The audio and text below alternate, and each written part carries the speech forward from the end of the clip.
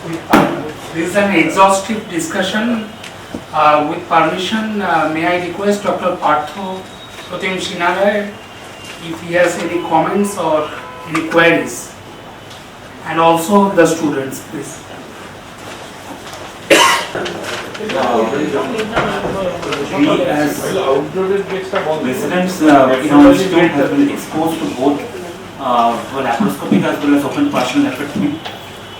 Sir has explained everything, but as a resident I have experienced that preoperative CT scan evaluation is very important before going in for a partial nephrectomy. Along with that, the counseling of the patient is very important, that he or she may ultimately land up with a radical nephrectomy in that setting, or in future in case the patient has a margin positivity. Have we discussed how to prevent a leak? I'm not sure I can. No, it has not been discussed. So that is something which maybe you can discuss actually, that what are the intraoperative steps you follow to prevent post-operative urine leak? Sir, we may get three types of scenarios. One is we have an anticipated PCS injury on the CT scan where the tumor is very near our pelvic digestive system. In those cases, we can put a ureteric catheter preoperatively, through which we can introduce betadine or methylene blue, so that we can localize the PCS injury during the surgery, which we can repair at the time of surgery. After that, we can keep the ureteric catheter for around 3 to 4 days. After that, we can remove the catheter if it was a small leak. The second is we have not anticipated it earlier, but during the surgery we think that we have inadvertently injured the PCS, but we can't identify that location. In that case, we can do a small ureterotomy, through which we can put a 5-French infant feeding tube, through which we can keep the methylene blue to identify the location, and then we can repair it and put a degestant or ureteric catheter in the patient.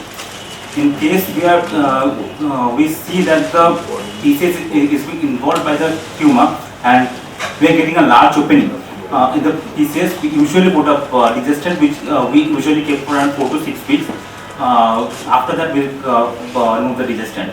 These are the steps we can take during surgery. What are the pros and cons of placing a degestant in a patient with a lower, say you opened the lower calyx, you sutured it, and you did all the right things, you placed a stent. So how will you manage the patient thereafter, post-operatively, and what are the pros and cons of having a stent in and not having a stent? So having a stent along with a Foley's catheter in the C2 in the patient keeps the system dry. Along with the internal pressure is also low. That usually helps healing the wound side of the renal parenchyma, and that may help. But the con of that? How long are you going to keep the urethral catheter? Sir, in our institute we usually keep it for 3 to 4 days. After that, we usually remove the ureteric catheter. In case of degestant, if there is a large injury in the PCS, we usually keep it for 4 to 6 weeks. After that, we remove. So the patient goes home with a catheter? Yeah, with the degestant in situ, but we remove the Foley's catheter. Reflux? Reflux? No sir, our experience is by 6 to 7 days all things. So by 6 days or 7 days we remove the catheter and we have not regretted. But it's not normal. Yeah. I mean, this can happen. Yeah. Yes. You can But keep these are the it pros for and some the time cons. before you remove the catheter. So if you leave us, sometimes we have found that leaving a stent actually invites a lot of sepsis as well. Stent with catheter, so maybe so if you're not using a stent, nor not using a stent, you ensure that the leaks are stopped by at least some system of irrigating the the renal pelvis. Correct? Yes, sir. So reflux is not a must, but if they're all after 6 or 7 days, you don't want them to go home with a catheter.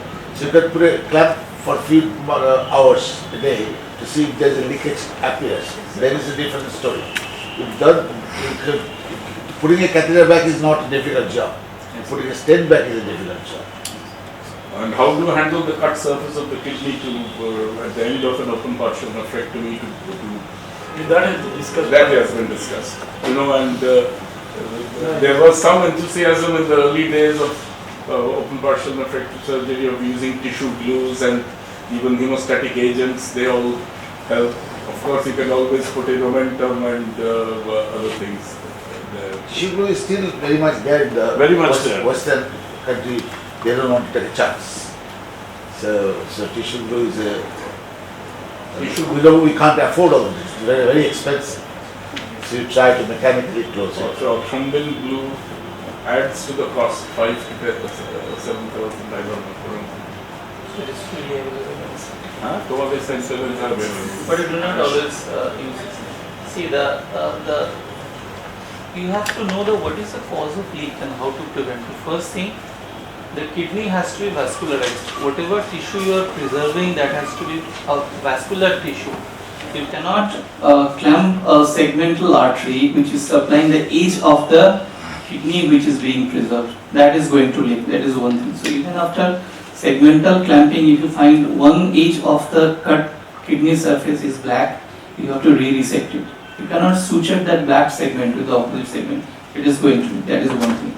Second is, you have to repair if there is any visible leak in the PCS, and that has to be covered by preferably a vascularized tissue. Normally put a perinephric graft and over which that creates two things. One is mechanical closing and second is vascularity. So with this technique, the leak is not there in our institute.